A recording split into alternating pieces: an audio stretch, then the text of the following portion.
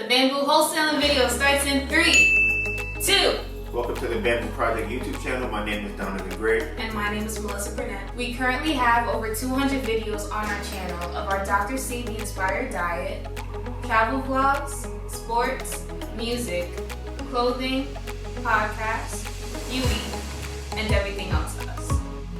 We live in New York City, and this is episode 8 of our wholesaling series, where we give weekly updates on our journey to closing our first deal. We started this series for people who want to get into wholesaling, who don't have any mentors, who don't have any money, and want the perspective of other people just starting out. The first thing I want to do is give an update on a property that I had a contract for that I talked about in the last 2 episodes. I had talked about trying to find a creative way to get that deal done, and it has seemed so far that the deal has fallen through. They said that the owner does not want to do any of the ideas that I came up with, which is fully understandable. It sounds kind of shady. It's, if you don't know what I'm talking about, I was saying that because I'm trying to get the deal for Jerry, to sign a contract at $135, which is what Jerry would take it for, or what the preliminary review said Jerry would take it for, and then I will pay them out of the money that I make on the back end of the deal because they wanted it for $143. So I would have paid them $7,000. I was going to split that with the agent. He would pay $1,000, I would pay $7,000, and I would make $4,000 on it. That was the plan. They said they're not interested in doing that. That's fine. Like I said, I get it. And this is one thing I want to stress a lot. You're probably going to get discouraged over deals, but if you're calling more people, you'll forget about that. And I'm saying that from experience with this deal because I really wanted that deal. If you can see it in the last couple of episodes, I was really like, I want this one. I'm so close. I'm right there on the edge. I can get a deal. I'm right there to get the $10,000. Now that I've talked to so many other people since then, it's like, if you don't want to do the deal at this point, it is what it is. Fine, whatever. It's fine. I have other deals I'm working on right now.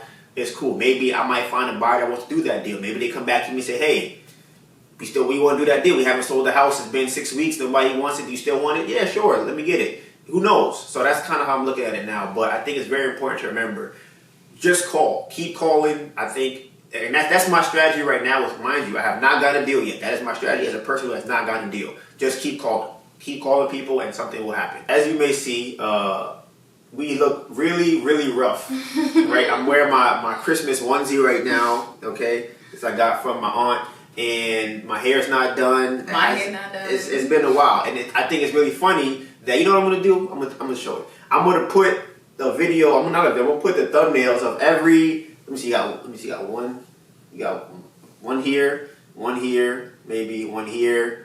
3 up here, and then maybe 3 in the bottom, right? Because I want you guys to see the progression of people who have decided that we want to take wholesaling seriously, okay? Because it's no joke. It's not a game, all right? This is serious. So you're going to see how we started off. Melissa was all happy. She was in the chair like this. She was like, yay, look at me. And now we over here struggling. I got a onesie on. She got a tank top on. We like, listen, man, this is not easy. It's simple, and it's not easy. I want y'all to know that it is simple, but it is not easy, okay? Mm-hmm. So I just think that like I said, it's funny to me because we've noticed it. The progression, like, damn, my hair not even done no more. Yeah. Every video I did, I had my twist in. I was having I threw it on the onesie. I just said, let's do this. Let's get this video out, and let's give a little update on what we've been going through. So last week is when we started our 100 offer. Is it 100 or 300?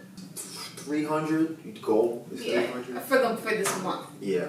Yeah, the goal for this month is 300 offers. So what we've been doing, we've been dedicating every day between 11 a.m. and 4 p.m. to strictly just calling property owners, calling real estate agents, not property owners, my mistake, and trying to get these deals done. So this past week, I've been finding properties, Atlanta, Georgia, Nashville, Tennessee. I was looking at Ohio, like Cincinnati and Cleveland, Ohio.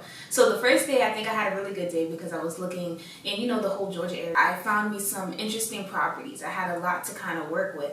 And then the next day, I felt like I kind of exhausted the ones that I was looking at in Georgia. So I started looking in Cincinnati and Cleveland, Ohio, and I was not messing with what I was seeing there. The ARVs of the houses weren't very high, and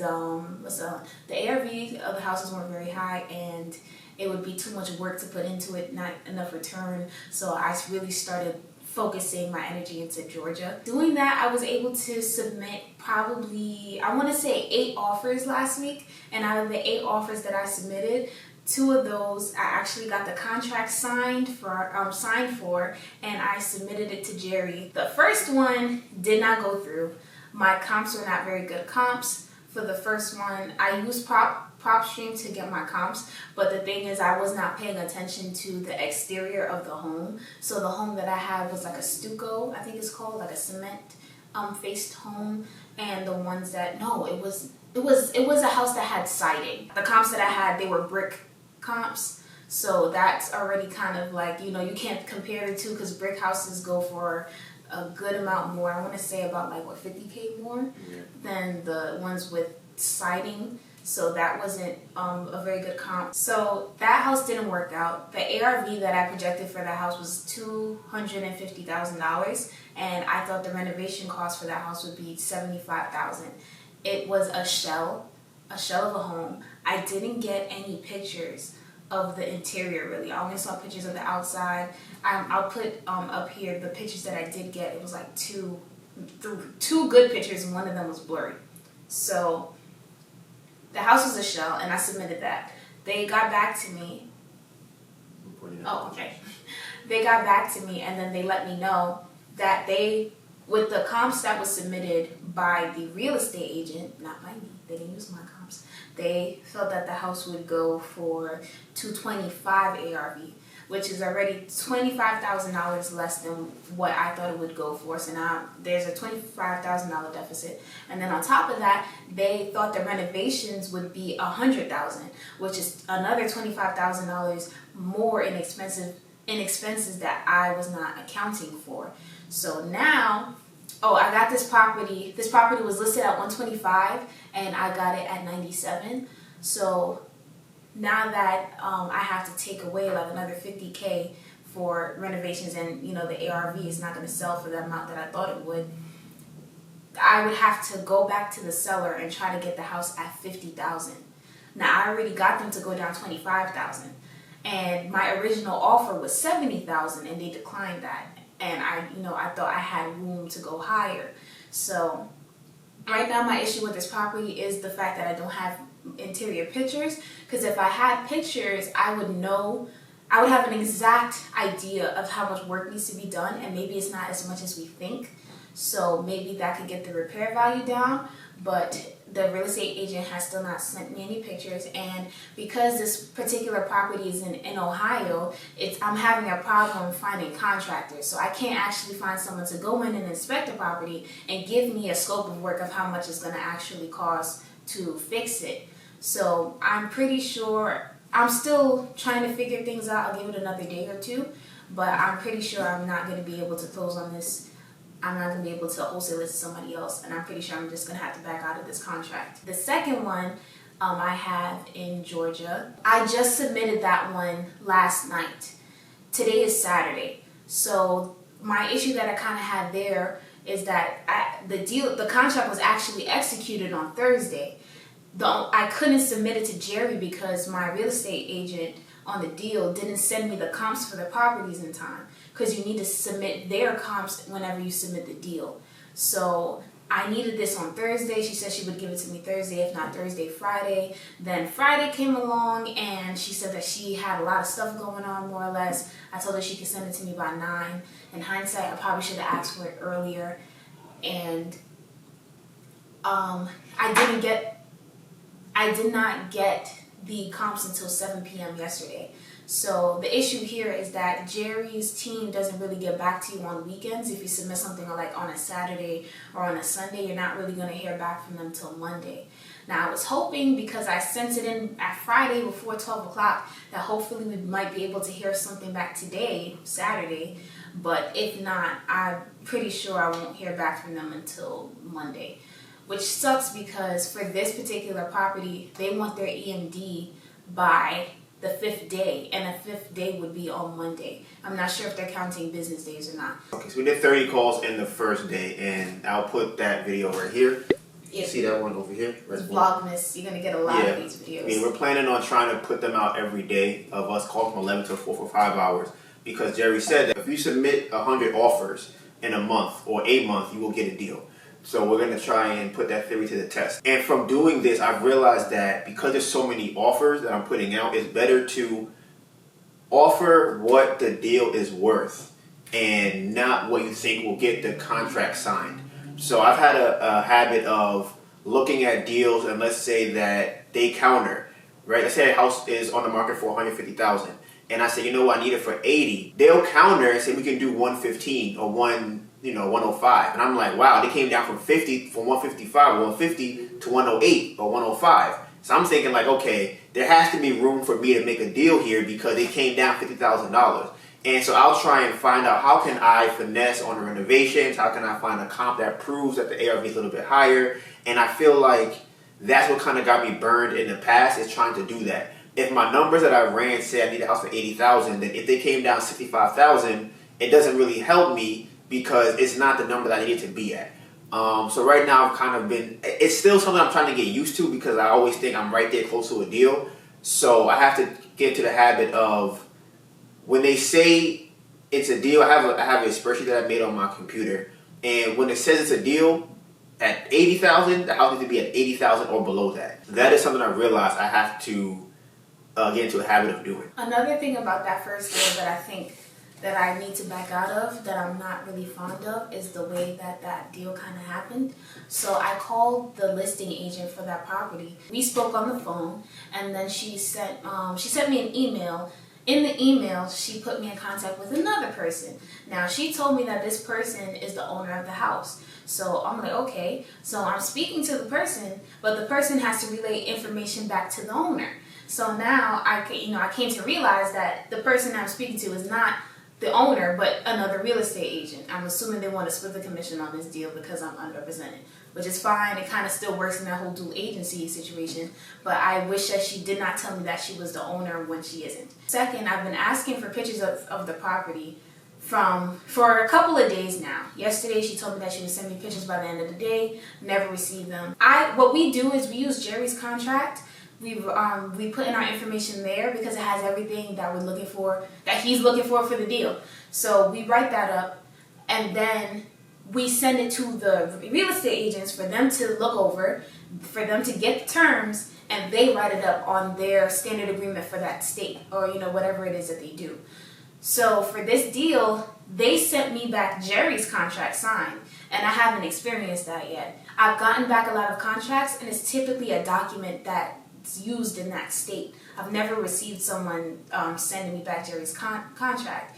Now, the contract should be legally binding and it should work, but that's kind of like a red flag to me. So I really am thinking about backing out of this deal. If anybody decides that they want to, try and make as many offers as we're doing, or because we're trying to do 300 in a month, that's our goal. If you want to try and do 100, I think you'll run into the same situation. The more people that you call, the more properties and listings and leads that you're trying to juggle at the same time. And if you are new to wholesaling, you don't know what that means or what I'm talking about, I'll kind of give you an idea of what that looks like. So let's say on the first day, let's say the first 2 days, right? You call 15 people. So that's 7 days, 16 people. You call 7 on Monday and 7 on Tuesday, right? Out of those 2 days, you only get 2 people, one person each day, that is a legitimate agent that wants to help you and send you leads. You're thinking, oh, this is great, I'm happy, this is a good thing. Now let's say you do the next day. So now you have Wednesday and Thursday. Now you have 2 more agents that sending you deals. So now you have 4 people who are sending you deals and sending you properties. Now you're like, okay, this is good, I like this, right? But now what happens is, let's say by Friday, Saturday, and or Sunday, somebody says, okay, I have some contracts that I think, I have something I want you to sign, okay? The issue is trying to juggle multiple contracts and trying to juggle the personalities of everybody you're talking to, trying to remember to respond to emails, because it's about building relationships. So you have to kind of water all the relationships that you have with these people. So you have to, you might talk about their kids, you might be talking about their dog, you might just having a conversation with them, and they're texting you throughout the day, they're calling you back. So while you're making calls for, the next day, you're getting calls from 2 days ago. Another thing that happens is, like I just said, you'll be making calls and somebody from 4 days ago will call you. So now they add up to those original 4 people that were good agents. Now you have 5. So if you're, right now this is what I'm experiencing. I'm having a lot of I have agents I'm talking to. I have a lot of agents I'm talking to. I have old agents who are calling me back, who are sending me emails. And like I said, it becomes really difficult to juggle all of them at the same time. So I'm trying to work out a system that allows me to take the leads that they send me, sort through them, and then be able to find and give them to cash buyers. It can pile up really, really fast, especially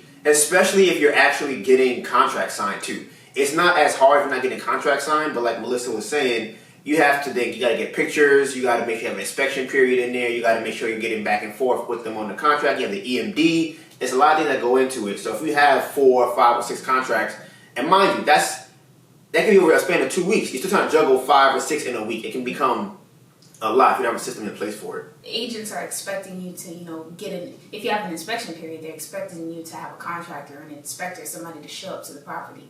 So it's kind of like, I'm trying to send the deal to Jerry. I don't know if it's gotten to him yet. And it's like, they're still asking me, like the deal is still going on the other side. They want the EMD by this stage. She's giving me the forms to wire the EMD money. I don't have the EMD money. One problem that I had before was my proof of funds. So we both use Jerry's proof of funds in our deals, but because Donivan is able to build up a better rapport with the agents when he speaks to them, they don't really pressure him as much, I feel like, for the same documents that they would pressure me for. You'll hear it in the phone calls too, that I don't always sound confident. I don't always sound like I know what I'm doing, even though I know what I'm doing. So that presents me with an issue where they want more validation. They want to validate who I am and what I say I can do. We use the proof of funds that's provided with the 10K Club, and my problem when using that, people always question me because of my lack of legitimacy in my voice when I speak. I realize now that if I say that it's hard money, then I get easier of a pass. They know that it's not like cash liquid like my bank account, and they understand that it might take a little bit longer than I guess if I had liquid cash to buy the property. So I haven't had as many issues when I say that I'm using hard money and saying that this is the hard money lender, as opposed to me saying I'm an all cash buyer. I talked about this before, I think maybe in episode 7 or episode 6, probably episode 7, where I talked about having contractors go to the property for you to check it out. People really don't take into account that a lot of people want to do remote wholesaling. I think that it's a lot more people want to do that than they actually want to do in their actual market or in their city. So one of the hardest things to do is to get people to go to the property. One thing I run into a lot is everybody always wants me to come and look at the property. I think that could be a Philadelphia thing, I don't know. But even before that, I feel like everybody's always trying to get me to come and see the property for whatever reason. Even if it's a deal, even if it could be a deal, I say I have money, I say I'm ready to close, they're like, hey, but we just want you to come look at it first. And I don't understand why they keep saying, hey, we know that you want, but just come look at it for it. I don't understand that. Like, I don't understand. I know that if I'm a foreign investor or something like that, I can't come look at it. I'm overseas. I can't come look at it. I'm in Africa. I can't come do that. So, but they really pressing me to come look at the property. And I even told them I'm not in the city. I'm not there. I'm in New York. But they really want me to come look at it. This happens a lot. So what I was doing before was I had a contractor that I had called, and he would go and look at the properties for me. And the thing about that helps is that he could give me a quote for how much renovation it would need, what it does need. That helps in 2 ways. The first way is now I get to learn more about what properties need to get repaired, how much it costs, and I have somebody who can go and get eyes on the property for me. So that way I can kind of negotiate the price a little bit more, things like that.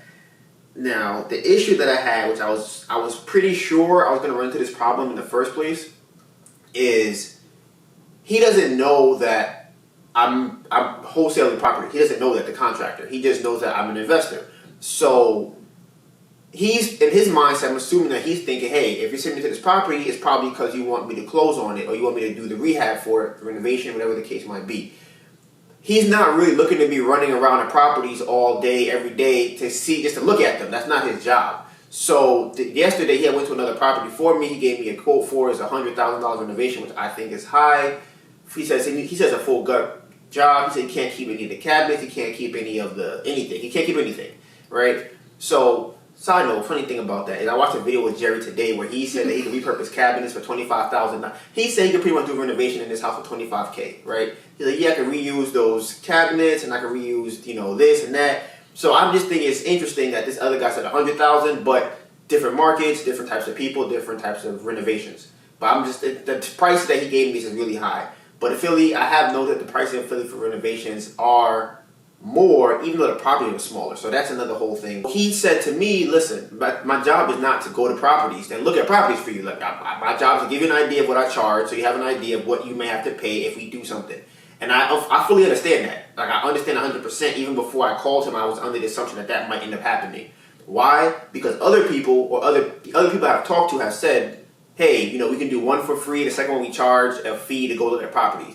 Now, the problem with me personally is I don't have that money to pay them. Now, people who actually have a job who are doing wholesaling, I think this would be good for you because maybe you can set aside a certain amount of money every week to pay somebody to either go get pictures for the property, or you could pay somebody to, you could pay a contractor to go look at it. You could pay somebody on Craigslist to go get pictures. You could hire somebody to go and do video work. I'm trying to spend any money. I don't have money to spend like that. Once I get my first deal and I have some other money that comes in from, I have a little bit of investments and things like that, but it's not money to have in my pocket. Especially not enough to keep paying $30, $40, $50 to go and look at the property and take pictures of it. But like I said, if you have a job, it might work for you. But for me, that's become an issue. So I made a relationship with a real estate agent that was, it was going pretty well. The phone call went really well. She said that she would send me her deals and whatnot. So immediately after we got off the phone, she probably sent me like 5 different, properties that she had that were listed. So I asked her for comps for one of them because I couldn't find any comps on my own. So I'm like, if you could show me the comps for this one, I'd be interested in it. It looked distressed and all that stuff. So I got my email of the comps and I was expecting a list. So typically a comps list kind of looks like Zillow, where you'll see like, this is the house, this is how much it went for, the square footage, so on and so forth. And you'll see multiple homes in the area that sold for either, a similar amount, sold for higher, all of that stuff, right? Give you an idea of how the house is going to look once it's sold retail. I opened up the comps. It was one home.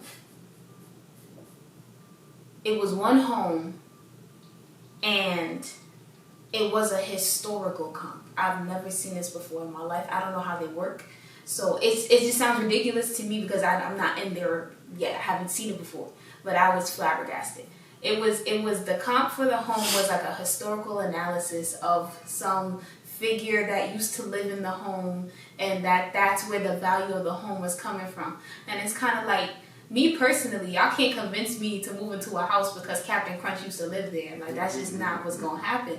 So that was very interesting. I was not expecting that. I think that it's very important for wholesalers who are new to understand how important it is to have EMD money or be able to negotiate out of having EMD money. This is what I've been experiencing in Philadelphia. I call multiple people every single day, and I have the opportunity to put in offers for a lot of deals or get a lot of properties under contract. They all want EMD money. Now the issue is it's almost. I mean, obviously I know I don't have the money. If I'm putting down $1,000 for 7 properties, I can do a lot more than $7,000 than putting the money into that. I don't have $7,000 to do it. Some people want $2,500. Jerry says that we should negotiate to have the EMD given to them after the inspection period, which is, you can do that. But what they don't tell you is that they don't really want to do that. Now, what I really haven't seen yet, which I haven't really tried this. I haven't tried telling them I'm not giving EMD money until the inspection period or due diligence period and seeing what they say. I haven't tried that yet because, as other people may or may not know, if you're new to wholesaling, they kind of just dismiss it. They don't really want to deal with you. So when that happens, if I start saying things like, I'm going to give my EMD money at the end of the week and it's only going to be $11 and I'll only do $100 and it's 100% refundable and it's going to be refundable no matter what happens. It's so many things that they start going, that looks kind of strange. Now, I don't know if they'll just completely write you off, but I'm pretty sure if you're wholesaling and you're new, you're going to run into a lot of problems with trying to get EMD money to the person, especially if you're doing multiple deals at the same time. It's almost impossible. No, that's not even closely. It's very, very hard as a new wholesaler to get multiple properties under contract and sending out EMD money. Now, the issue is, for us specifically, because we're in the 10K club, and I think what I just said should gear towards people in the 10K club. Because if you are doing deals for somebody that's outside of that, they'll give you EMD money up front, or they'll go look at the property and do that kind of situation. So I've been actually looking at buyers recently. So this is a whole new game. I've talked about this before. I was going to get into it. Episode 5, I talked about how you can start building a cash buyers list. And yesterday, I started doing that. I went on Zillow and I looked for people who have rentals in the area. Anybody has a rental, I called the agent and I said, hey, I'm looking to unload some properties. You know, is the owner of this property looking to buy some more, add to their inventory? Now, to my surprise, I only called maybe 2 people, I think. They were both very ecstatic to talk to me. It is very different than when I'm talking to an agent of a house that's being sold. These people are like, oh my God, you have properties? Well, what do you want? What do you need? We got to send us everything you want. And I was taken back by it because, like I said, most conversations are me trying to kind of maneuver and things like that. So one of the guys that I talked to was saying that send me everything you have on your list. If you have a list, send me everything. Okay? Another guy was saying that he wants 50% of ARV. And in that 50% has to include the acquisition costs. So he was saying that the buy price and which acquisition and renovations have to equal 50% of the ARV. Now, I've been doing this number thing with that lately. Like I said, I don't know if y'all have heard this kind of formula before, but that's what I heard for the first time yesterday. So I'm going to try and look into that more to see how I can use that going forward, because now I'm learning that it's very important to vet your cash buyers. Everybody's not a good cash buyer. Everybody just says they have a lot of money. Everybody may or may not be able to do deals, but you want to be able to vet them. I wasn't thinking about vetting them. I'm thinking about just building as many people on the list as I can. But I think it's definitely better to probably have good buyers, which I've heard before. It's better to have quantity over quality. So that's something I've learned today. I was in a clubhouse room and they talked about making a survey where you actually put the questions on there and send it to them. So I want to do that. I'll make a survey of questions that I have that I've heard from yesterday's conversation and send that to the cash buyers that I have on the list. I was looking at a property, and when I got on the phone with the person, I told them that I think the property is worth this amount, X amount, which is something that I haven't really done. I haven't tried to. That's a problem that I have that you'll see in the phone calls too that I'm working on, that I don't really argue my point when I talk to the real estate agents. I try to stay agreeable because we're supposed to be building a relationship, but I'm learning that agreeableness is not what builds the relationship. It's more so them having a trust in your abilities. So I was on the phone with this person. I was trying it out. I was trying to put my foot forward a little bit in the situation, and something that I've never encountered before. The house was on 2 acres of land. I did not realize that when I was looking at the property. So all my comps did not have 2 acres of land. So the reason why this became an issue is because they knew that the house was not worth the amount that they were trying to sell it at. Everybody knew. I knew, they knew. But the thing is, they were still trying to get the value out of the 2 acres of land for the house. So they were telling me that the best way to go about that is by splitting the lot into 2 lots and then building another home on the other lot, on this 2 acre lot. So that was just something kind of crazy that I experienced. So now I know going forward, I'm only really looking at houses that are under 0.25, the highest half an acre. That's all I'm looking at, because now I have to worry about how much value is in the lot. Can the lot actually support another home, another new construction, and all of that? And I told them, I'm like, that's too risky for me. That's another thing too. The agents are trying to get you to buy something, so you have to make it look enticing. You have to tell you, they have to tell you the best of this property, and that does not make it true, whatever they're telling you. And I'm still trying to, put my knowledge over what they're telling me. So that's just another tip too that I need to keep close to my head. One of our videos is doing pretty well right now. It is a video that we had talked about our review on the 10K Club episode 5, which will be right here. So we had a feeling that it might happen. We didn't do it with that intention, because we really are in the 10K Club and we were giving our review on it for multiple reasons. One of the reasons being we couldn't find reviews on it. Like, all the reviews that we saw were people, it was either written out reviews, people were complaining, oh my God, it's so hard, I don't know what to do, I don't know, I hate him, it's a scam. So we're like, you know what, we're going to put out a review, an in-depth, detailed review of our experience in the 10K Club. And lo and behold, I pulled up my computer, and there it was, Flippingmasterytv. It's funny, because that same day, like maybe like 15 minutes earlier, Bruh. I was talking to Donivan. I'm like, this video is kind of doing kind of well. Because you never know. And I'm like, wouldn't it be funny if Jerry comments on this? 15 minutes later, we see the comment. So yeah. And we've been getting a lot of subscribers from that video. We're at 150. We got another one since we started this video. We got 11 subscribers since we started recording this video. We're at 151 subscribers, okay? We're growing. Killing it. Just saying. And the reason why that's so crazy is that it took us a year to get 100 subscribers. We hit 100 subscribers in October of 2020. Right now we are in the beginning of December. This is December 5th of 2020. So that's 2 months. In 2 months we were able to get 50 subscribers. It took us a year to get 100. Out to you, Jerry. Listen, one day we're going to do some deals together, and that's the 10K Club deals, and then after that we're going to do some real estate deals together. We're going to figure this out. Once we get established enough that we doing making some real money, we're going to hit you up and be like, hey, Jerry, let's do this. Right, I got deals. Let's partner on this. Let's do something. Let's figure something out. That will wrap up episode 8 of our wholesaling journey. If you enjoyed this video, and maybe this is your first one that you watched, we have 7 more. The playlist will be up here, and the pictures of the movie right here. So, you know, our channel has a whole lot of videos. If you enjoy watching this, then trust me, we have over 200 videos that you could go and enjoy and watch and laugh and do whatever else people do.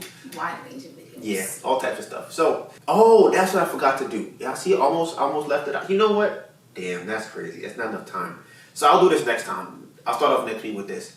I'm going to read the comments that I was getting over the week of people who were writing, because I think those are very good questions that were asked. And I think people really want to know what that was. If you didn't see it, you can go and read them yourself, but I will make a video or add it in next week's video. So, that wraps up episode 8. Bamboo Project out.